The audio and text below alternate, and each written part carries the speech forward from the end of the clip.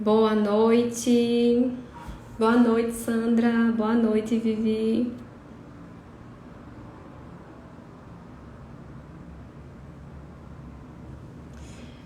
Boa noite, Karen. Meninas, vou pedir para vocês ajudarem aqui a Nutri, a prof, para enviarem a live para as amigas de vocês que são nutricionistas, para a gente conseguir mais pessoas aqui no perfil, tá? Curtam bastante a live também, porque aumenta a entrega do conteúdo e me ajuda também. Então, por favor, façam isso. A gente vai dar uns 5 minutinhos e a gente começa a trabalhar o conteúdo de hoje, tá? Hoje a gente vai falar especificamente, né, como melhorar a fertilidade na paciente que é portadora da síndrome dos ovários policísticos.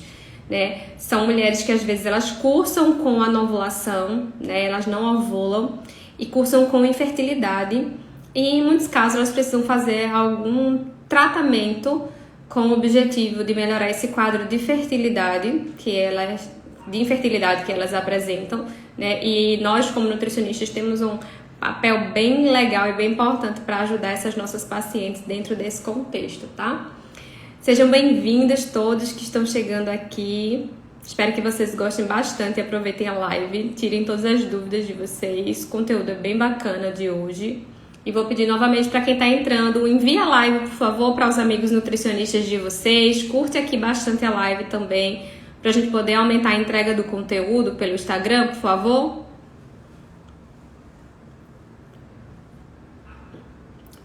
Boa noite, Paloma, Elaine, Denise.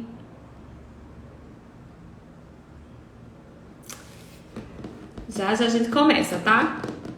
Preparei e organizei aqui uns slidezinhos para vocês com algumas imagens bem bacanas de conteúdo. E selecionei 3 ativos para a gente falar sobre eles. E trouxe artigo científico, é claro, desses ativos para a gente poder conversar bastante sobre eles, bem legais.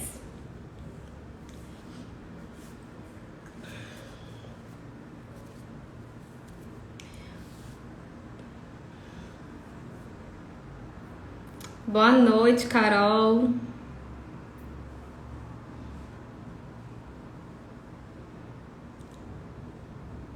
Carolzinha sempre aqui nas lives. Boa noite, Frederico.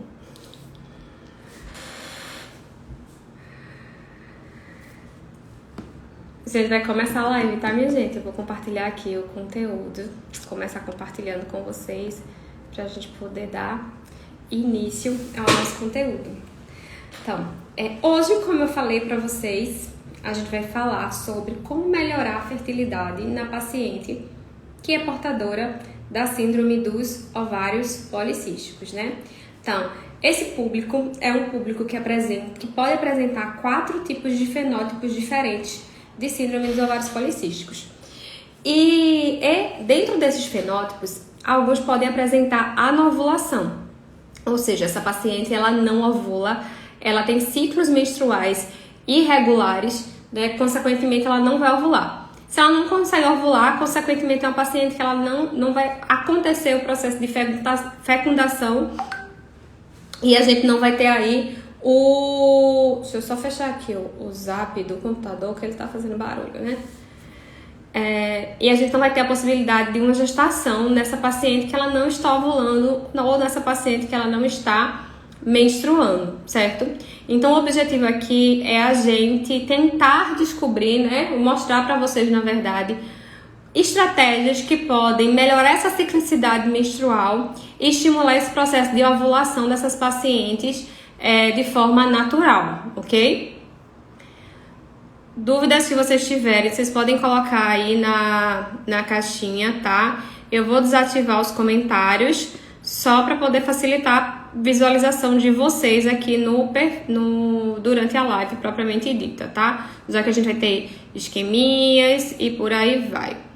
Então, primeiro de tudo, vamos entender por que essa paciente ela não está ovulando, tá?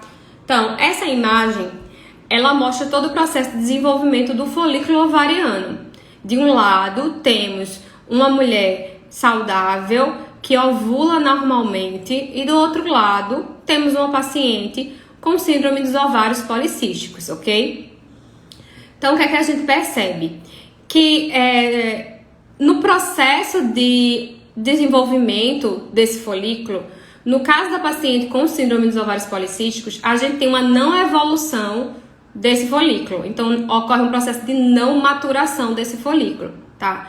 Então, como esse folículo ele não matura, ele não consegue completar o processo de evolução dele, a gente não tem o processo de ovulação acontecendo no organismo dessa mulher que é portadora de síndrome dos ovários policísticos. Então, se vocês olharem, né, os folículos aqui, eles vão recebendo nomes de classificações e nomes diferentes de acordo com o processo de evolução deles. E no caso da mulher que é portadora de síndrome dos ovários policísticos, ela para o processo de evolução desse folículo lá no folículo antral e ele não evolui depois disso. Então é muito comum, por exemplo, essas mulheres que são portadoras de síndrome dos ovários policísticos, quando é feita uma avaliação do antimileriano, que é um hormônio que é utilizado para verificar a reserva ovariana dessa mulher, ele tem correlação, ele tem íntima correlação com a reserva ovariana, essa mulher apresentar níveis elevados de hormônio antimileriano, tá? E erroneamente pode ser feito um diagnóstico, por exemplo, uma avaliação de que essa mulher tem uma excelente reserva ovariana, quando na verdade ela não apresenta uma boa reserva ovariana. Isso por quê? Então o que é que acontece na SOP? A gente tem, na síndrome dos ovários policísticos, um aumento do recrutamento do folículo. Então ela recruta mais folículos do que uma mulher normal, não portadora de SOP. O que é que acontece? Esses folículos que são recrutados, eles não conseguem completar o processo de maturação. E são justamente estes folículos pré-antrais que têm uma maior produção do hormônio antimileriano. Então ele dá uma falsa ideia de que a mulher tem uma boa reserva ovariana, mas na verdade é por não estar acontecendo o processo de maturação desse folículo que está apresentando uma quantidade mais elevada de hormônio antimileriano na mulher que é portadora de síndrome dos ovários policísticos. Então, se vocês prestarem atenção, o que a gente pode ter é o inverso. É uma mulher que é portadora de SOP com uma baixa reserva ovariana por causa do aumento de recrutamento de folículo que está acontecendo no organismo dessa mulher que apresenta SOP e não é tratada.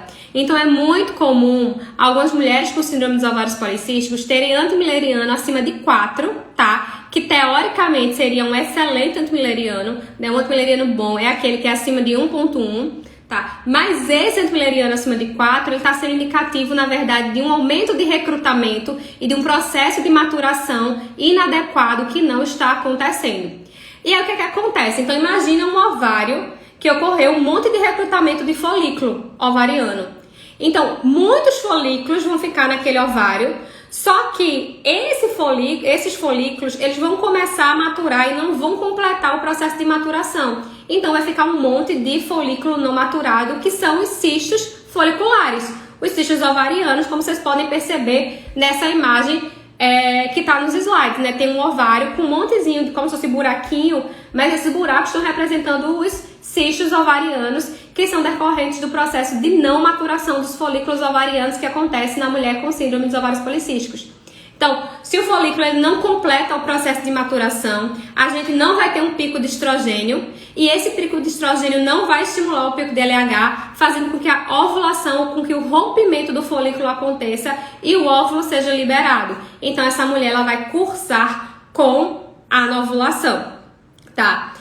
E aí que entra o nosso papel de fazer com que essa mulher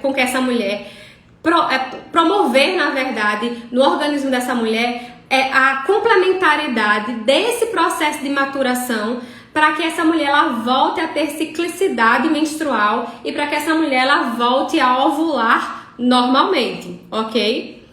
Então, o que é que a literatura ela pontua pra gente como fatores que são interessantes para favorecer o processo de indução da ovulação de uma mulher com síndrome dos ovários policísticos?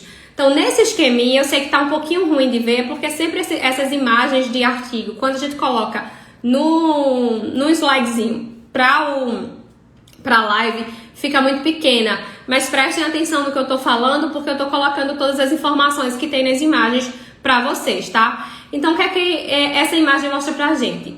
Que quando a mulher ela tem síndrome dos ovários policísticos, né?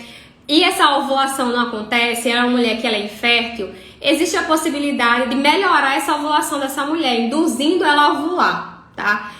E a primeira estratégia que deve ser utilizada para a portadora de síndrome dos ovários policísticos é a mudança do estilo de vida para estimular o processo de ovulação. Então, é o que vocês estão vendo. Então, nessa primeira caixinha tem aí pacientes com síndrome do ovário policístico inférteis. E o fluxograma segue dizendo que a primeira linha de tratamento é a mudança do estilo de vida. Fazer com que essa mulher ela perca peso, faça exercício físico, tenha uma alimentação mais anti-inflamatória, porque isso já favorece o processo de regulação do ciclo menstrual. Então, quando a gente pega o consenso da Federação das Associações de Ginecologia e de Obstetrícia, que é a FEBRASGO, ele pontua lá no consenso dele que a perda de 5 a 10% do peso corporal já consegue reduzir a resistência à insulina, reduzir o peso corporal e regularizar o ciclo menstrual.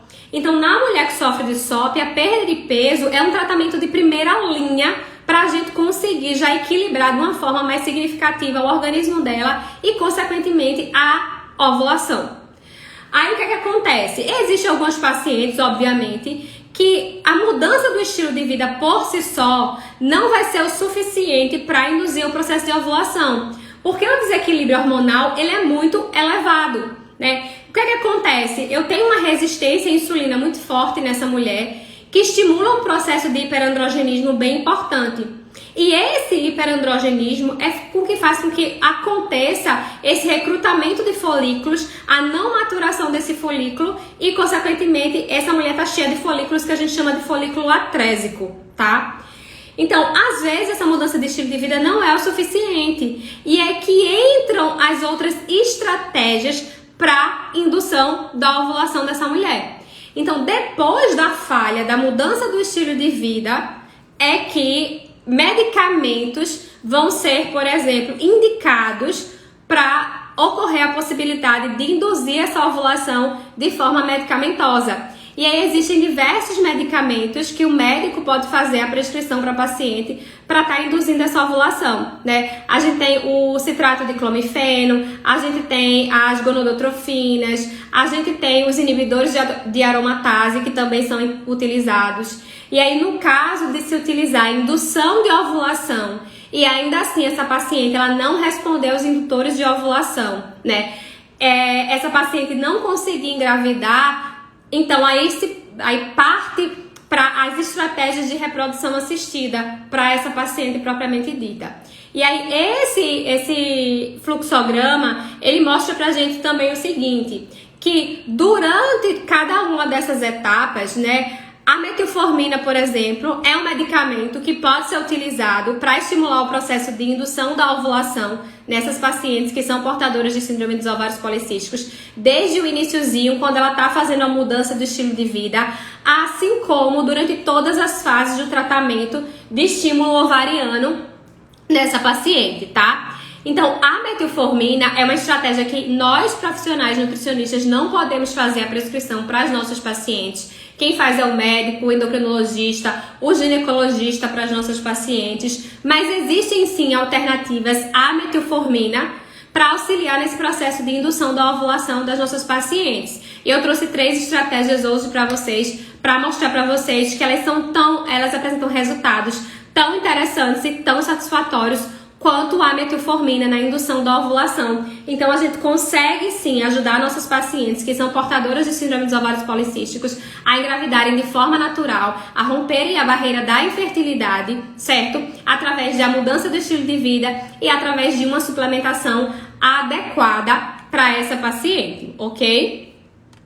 Então, primeiro, eu queria mostrar para vocês que às vezes é uma dúvida muito frequente, né? Como é que acontece todo esse processo da busca pela fertilidade das pacientes de uma forma geral, né? Hoje eu vou falar basicamente do coito programado, que é uma técnica de reprodução assistida que é classificada como de baixa complexidade, tá? No caso do coito programado, ele pode ser realizado através de um processo onde a paciente ela faz uso de medicação ou através de um processo que é natural, sem a utilização de programação de medicação, só essa paciente de fato fazendo o monitoramento do momento correto do processo de ovulação para que o coito programado ele aconteça. O coito programado nada mais é do que o casal tem dias específicos para namorar, porque nesses dias específicos a gente tem um aumento da taxa de fertilidade dessa mulher, porque essa mulher é o período que ela está ovulando, ok? Então eu quis trazer para vocês aqui esse esqueminha, onde está mostrando mais ou menos a utilização de um medicamento para a indução do processo de ovulação, que é o citrato de clomifeno, porque os 3 artigos que eu trouxe para vocês, eles falam da utilização do citrato de clomifeno, então acho que era bacana vocês entenderem o processo, tá? Então, como é que acontece todo esse processo da mulher, da preparação e desse trabalho para essa fertilidade? Então, nesse esqueminha, a gente tem basicamente os dias do ciclo menstrual dessa mulher. Tá de vermelho, a gente tem o primeiro dia do ciclo menstrual, que é quando essa mulher ela sangra, ela tem fluxo sanguíneo, tá? Borra não conta. Então, o primeiro dia de fluxo sanguíneo é o que conta. Então, a partir do segundo dia até o 5º dia útil, essa mulher, ela pode fazer a utilização de um indutor de ovulação, que é o que vocês estão vendo aqui nesse esqueminha, que nesse esquema aqui é o citrato de clomifeno. Então, a partir do segundo dia do ciclo menstrual, a mulher ela começa a tomar o citrato de clomifeno. Geralmente, o médico começa com baixas dosagens do citrato de clomifeno, em torno mais ou menos de 50 mg dia, e dependendo da evolução da paciente, né, porque ele vai fazendo todo esse monitoramento, ele vai mantendo a dose ou ele vai aumentando a dose para essa paciente, tá? Então, como vocês podem observar aqui no esqueminha, é feito no segundo dia uma ultrassonografia de monitoramento para verificar a quantidade de folículos, para verificar, por exemplo, a espessura desse endométrio que essa paciente ela está apresentando. Então, é sempre feita as ultrassons para verificar todo o processo de desenvolvimento dos folículos e do endométrio e o processo de ovulação propriamente dita. Então, mais ou menos aí até o 8º dia do ciclo, 10º dia do ciclo, essa paciente ela está fazendo uso do citrato de clomifeno, ok? E por volta do 8º dia do ciclo é feita uma nova ultrassonografia para verificar novamente se está acontecendo um aumento do tamanho dos folículos e se está acontecendo uma espessura adequada desse endométrio dessa paciente, tá? No caso do citrato de clomifeno, ele é um tipo de medicação que ele induz a um processo de indução ovariana, estimula o crescimento dos folículos ovarianos, mas ele tem uma baixa resposta para o crescimento do endométrio.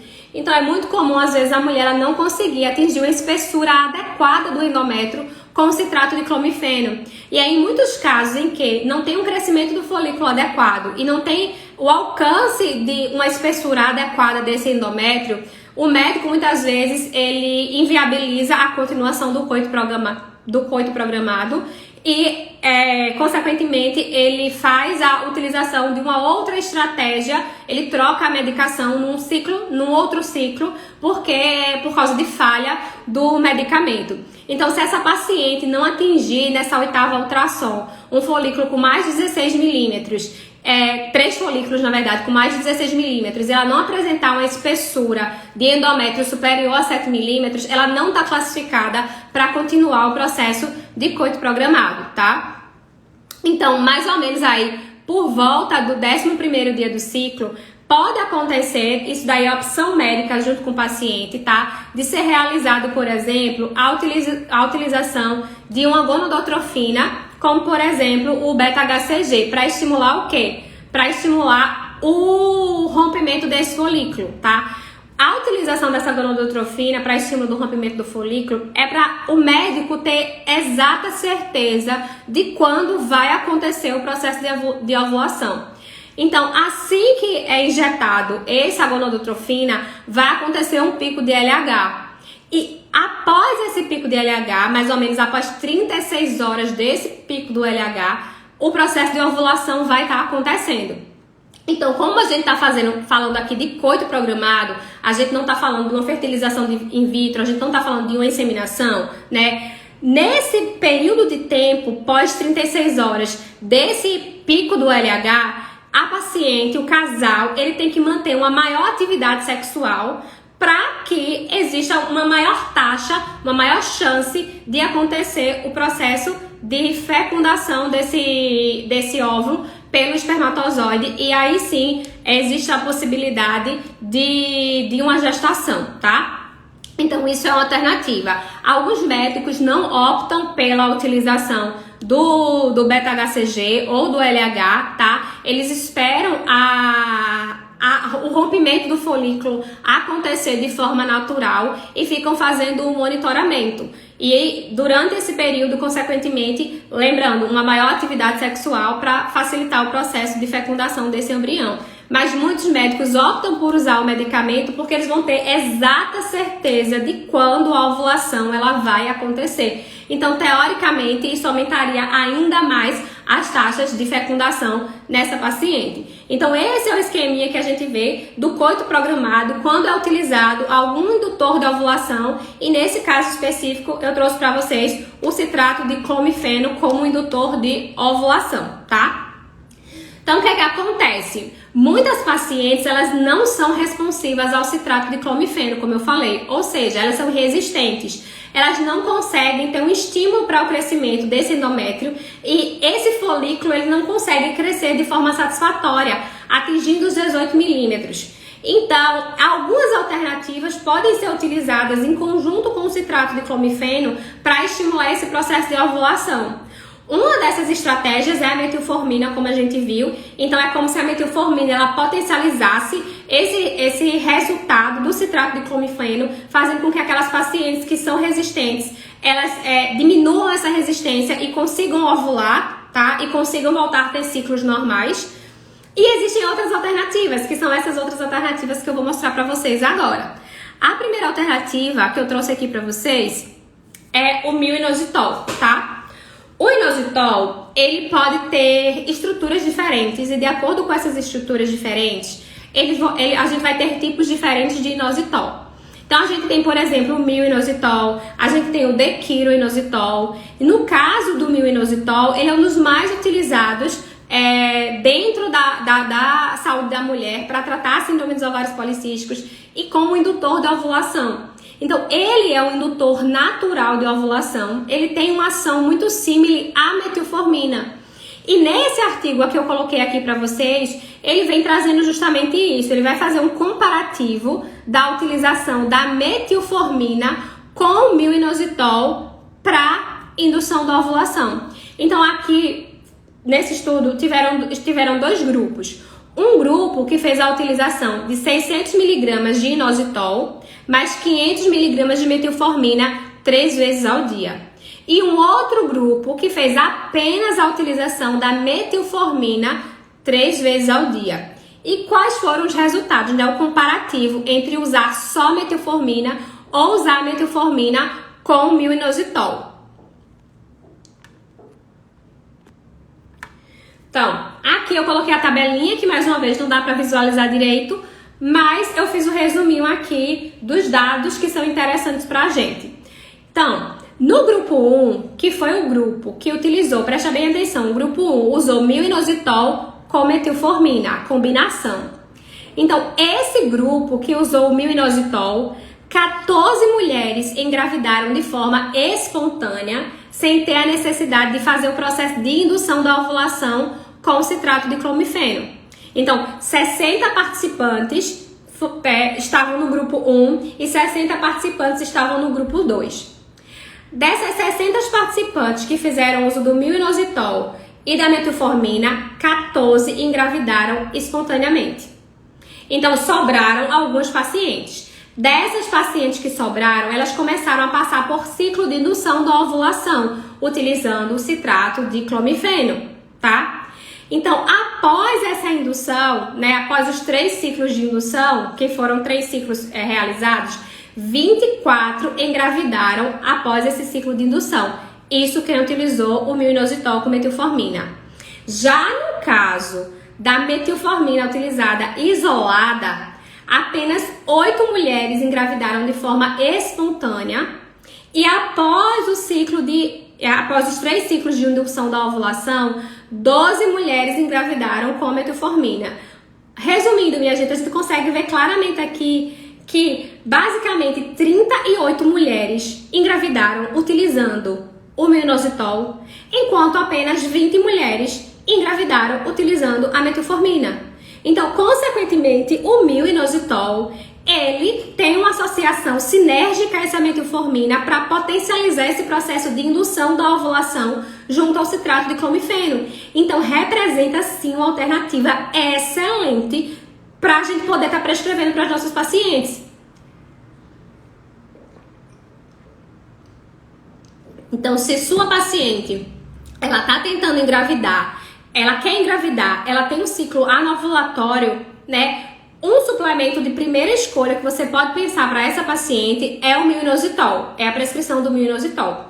O myo-inositol, a prescrição, ela é em torno de 1 grama a 4 gramas por dia. A gente faz a prescrição na forma de sachê, tá? Porque é uma dose elevada e geralmente a gente faz a prescrição antes do almoço ou antes do jantar. Uma média de 20 a 30 minutos antes do almoço e antes do jantar para essas pacientes. Então, essa é a primeira alternativa excelente que a gente pode estar utilizando para favorecer a fertilidade da paciente que apresenta síndrome dos ovários policísticos, ok?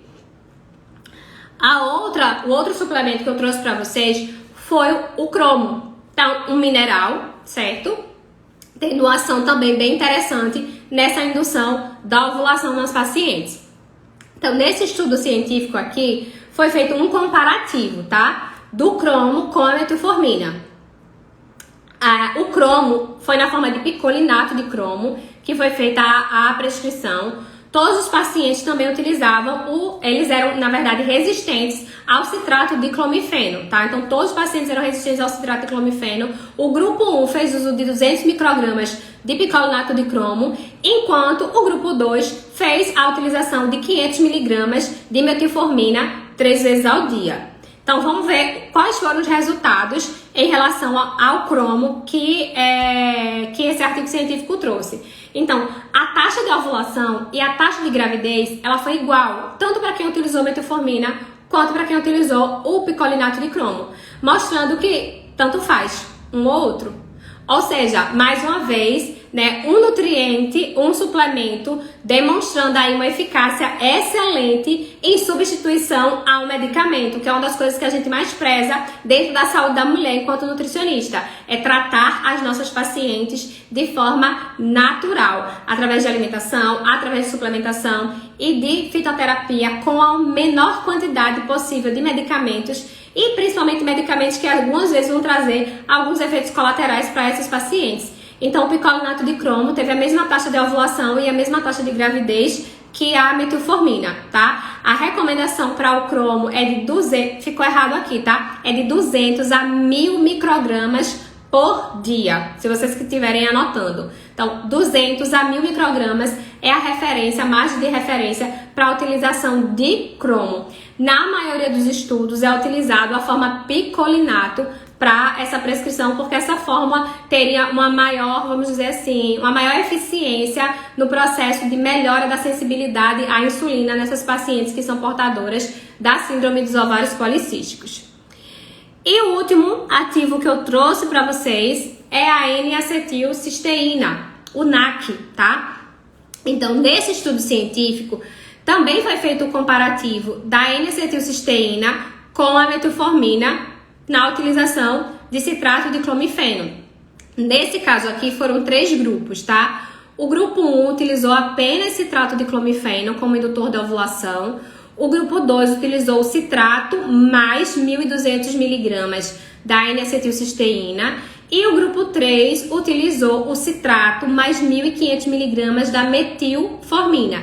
Então, o grupo 2 tinha NAC e grupo 3 tinha metilformina. E quais foram os dados relevantes desse artigo científico, tá? Então, o grupo 2, que foi o NAC com o citrato de clomifeno, as pacientes que fizeram a utilização dessa combinação, elas tiveram uma melhor espessura do endométrio, porque lembra que eu falei para vocês que o citrato de clomifeno, ele limita o crescimento do endométrio das pacientes. Então, elas tiveram melhor espessura de endométrio quando comparado à utilização isolada do citrato de clomifeno ou citrato de clomifeno com a metformina. Elas tiveram um aumento do tamanho dos folículos, então elas conseguiram atingir um maior percentual de mulheres com folículos superiores a 18 milímetros, certo? Uma maior taxa de ovulação e uma maior taxa de fecundação com a utilização de NAC. Então, o NAC também é uma estratégia muito interessante que a gente pode pensar em utilizar nos pacientes que são portadores da SOP, principalmente aquelas pacientes em que a gente percebe, né, através das ultrassons, em que ela está tendo dificuldade de ter espessamento do endométrio por causa da utilização do citrato de clomifeno, tá? A recomendação do NAC fica em torno de 600 miligramas a 1.200 miligramas por dia. Então, são 3 excelentes alternativas que nós temos para melhorar a fertilidade das nossas pacientes que apresentam síndrome dos ovários policísticos. Então, a mensagem que fica aqui, meus amores, é de que a nutrição, por si só, consegue sim melhorar a ovulação das nossas pacientes, fazer ela voltar a ter ciclos menstruais regulares e, consequentemente, fazer com que essa paciente atinja o sonho de ser mãe, de engravidar. Eu vou ver uma mensagem aqui que colocaram. Pronto, Carol perguntou, eu vou ativar os comentários também, para caso mais alguém tenha alguma dúvida. Carol perguntou se o minoxidil teria algum efeito colateral. Isso é muito bacana, tá? Essa pergunta. Primeiro, o que é que os estudos científicos eles mostram pra gente? Que sempre que é feito a utilização comparando a metformina com o minoxidil, o minoxidil ele teve uma resposta para melhora da sensibilidade à insulina nas pacientes do que a metformina. Então, resultados mais significativos. Tem um artigozinho que eu coloquei na formação de saúde da mulher que faz justamente esse comparativo. Ele compara a utilização da metformina com o minoxidil para verificar justamente quem teria um resultado mais significante na melhora da resistência à insulina, na glicose de jejum dessa paciente. E o minoxidil, ele traz o resultado, inclusive, mais satisfatório do que a metformina, sem os efeitos colaterais. Então, todos os artigos pontuam que aqueles enjoos que a mulher, às vezes, que toma metformina sente, o desconforto, a paciente que toma minoxidil, ela não sente esse desconforto. Aí eu quero abrir uma aspas para vocês. Uma aspas entre quê? Porque a gente tem que ter muito cuidado com formulação, tá?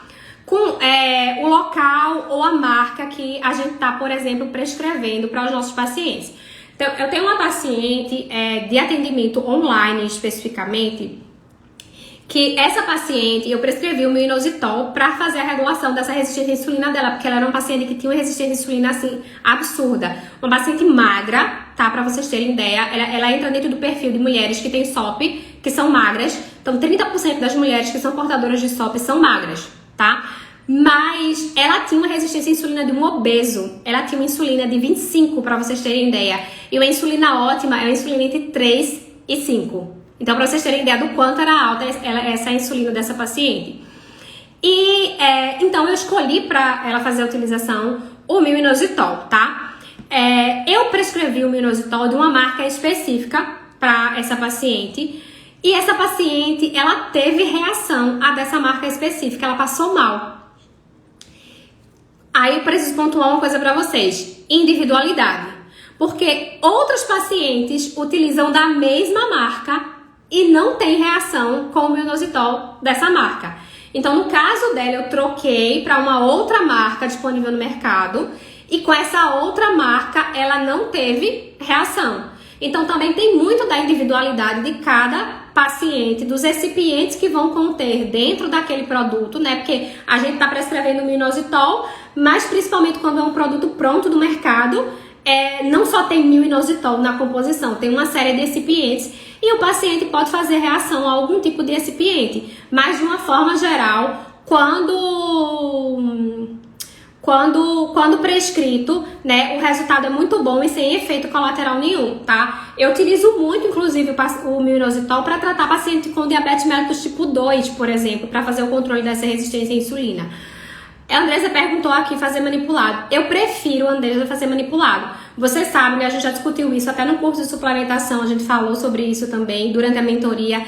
Eu sou aquela pessoa que, se eu puder prescrever tudo manipulado, eu vou prescrever tudo manipulado, porque eu consigo ter um controle melhor sobre os recipientes que vão fazer parte da composição do produto. Só que quando a gente atende paciente online, que era o caso dessa paciente, às vezes a gente não consegue fazer tudo manipulado. E essa paciente especificamente, ela morava no interior de Minas Gerais. Então não tinha farmácia de manipulação que fizesse minoxidil. Então a alternativa que ela tinha era de comprar o produto pronto e comprar pela internet. É tanto que tudo que eu fazia prescrição para ela, eu selecionava coisas que ela conseguiria comprar, por exemplo, nas lojas online, na Amazon, por exemplo, para facilitar a vida dela, porque até algumas marcas de produto nas farmácias do interior onde ela morava, ela não conseguia encontrar. Então, ela era uma paciente que, infelizmente, tudo que eu prescrevia de suplementação para ela precisava ser industrializado para facilitar a vida dela, porque senão ela não iria encontrar. Mas se vocês tiverem a possibilidade de fazer manipulado, para mim sempre é a melhor escolha, porque vocês vão conseguir personalizar melhor a prescrição dos pacientes de vocês e, consequentemente, ainda evitar mais efeitos adversos relacionados a algum tipo de recipiente que pode conter e que o paciente faça reação a ele, tá? Alguém tem mais alguma dúvida?